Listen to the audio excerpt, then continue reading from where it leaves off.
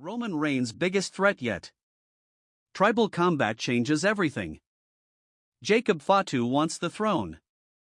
Bloodline war is here. Roman Reigns in serious danger.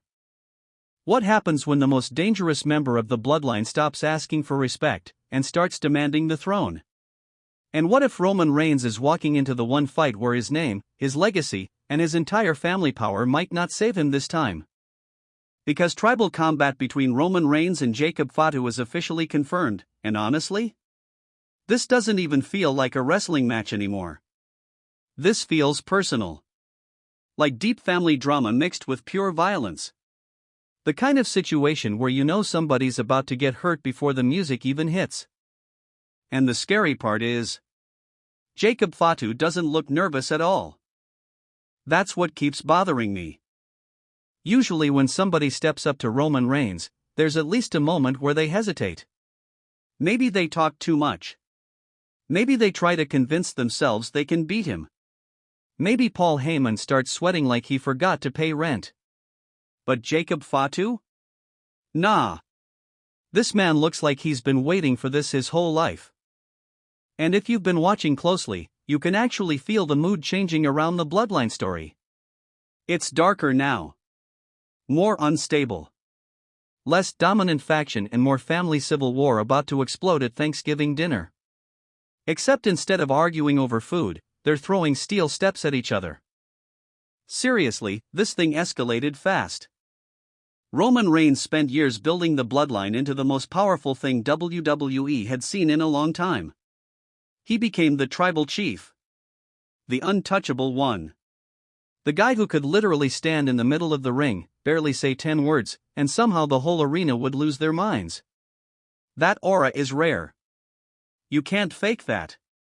Either fans believe you're special, or they don't. And Roman mastered it. But here's the problem with power. Eventually somebody in your own circle starts wondering if they could wear the crown better. That's where Jacob Fatu enters the picture. And man, Jacob doesn't carry himself like a guy trying to join Roman Reigns. He carries himself like a guy preparing to replace him. Big difference. You can see it in the way he walks. The way he stares people down. Even the silence feels aggressive. Some wrestlers try too hard to look intimidating. Jacob Fatu genuinely looks like he enjoys chaos. Like if security told him to calm down, he'd probably spear security through the barricade just for fun. And fans are feeling it too. I've seen people online saying this is the first time in a long time that Roman actually feels threatened. Not storyline threatened.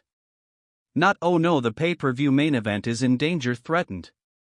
I mean genuinely uncomfortable. Like the tribal chief realizes somebody from his own bloodline might actually be crazier than him. And let's be honest, that's saying something. Roman Reigns has destroyed legends. He's manipulated allies. He's survived betrayals. He turned the bloodline into a kingdom.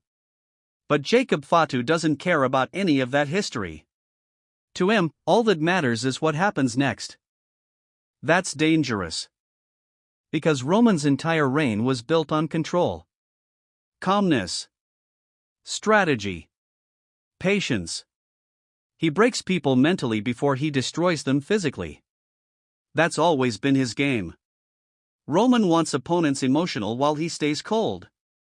But Jacob Fatu? You can't mentally break somebody who already looks mentally prepared for war. That's why this match feels different. And WWE knows it too. You can tell by the way they're presenting this whole thing. The camera shots. The stare downs. The tension. Nobody's smiling anymore. Even the commentary teams sound nervous talking about it. It feels less like hype and more like warning signs. Like, hey everybody, maybe clear the area before these two kill each other. And once tribal combat got officially confirmed, the reaction online exploded immediately. Fans lost their minds. Some people are calling it the biggest bloodline match since Roman and Jey Uso. Others are saying this could actually surpass it because of how unpredictable Jacob Fatu is. And honestly, I kinda get it. Because with JUSO, deep down, there was always emotion pulling him back. You could feel the conflict. The hesitation. Jay loved Roman even while fighting him.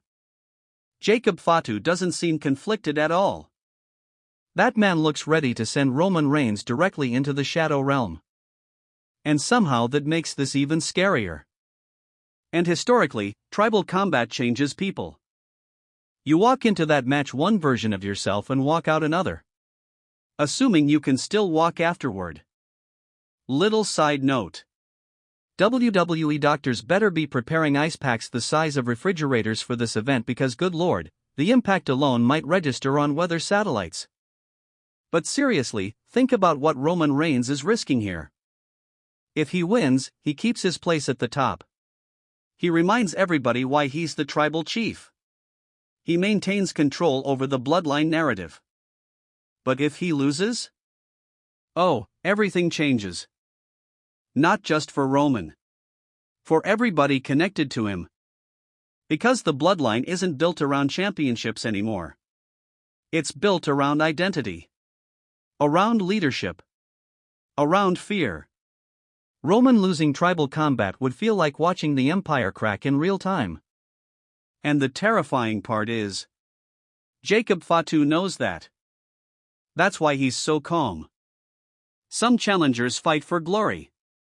Jacob feels like he's fighting to take ownership of the family legacy itself. And fans are divided right now.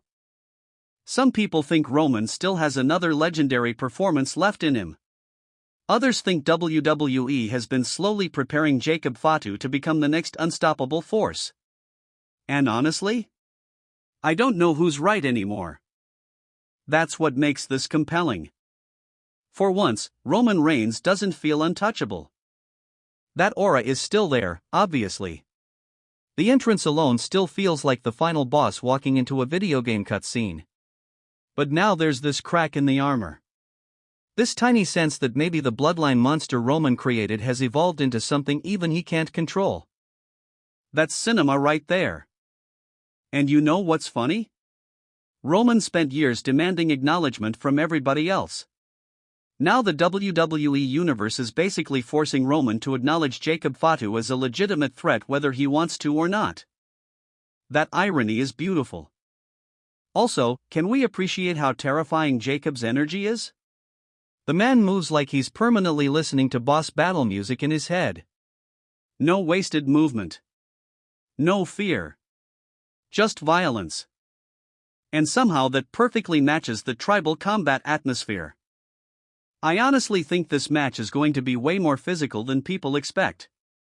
Forget technical wrestling. Forget clean counters. This feels like the kind of fight where both men stop caring about strategy halfway through and just start trying to outlast each other. The kind of match where the crowd slowly stops cheering and starts reacting like they're witnessing an actual disaster unfold. And that emotional layer matters too.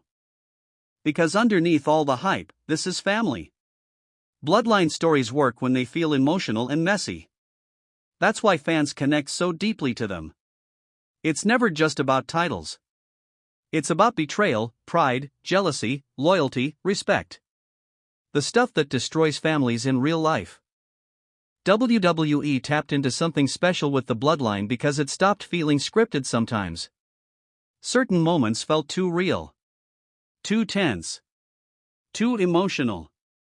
And now Jacob Fatu enters that world like pure gasoline on a fire. If Roman loses control emotionally even for 1 second, Jacob could capitalize.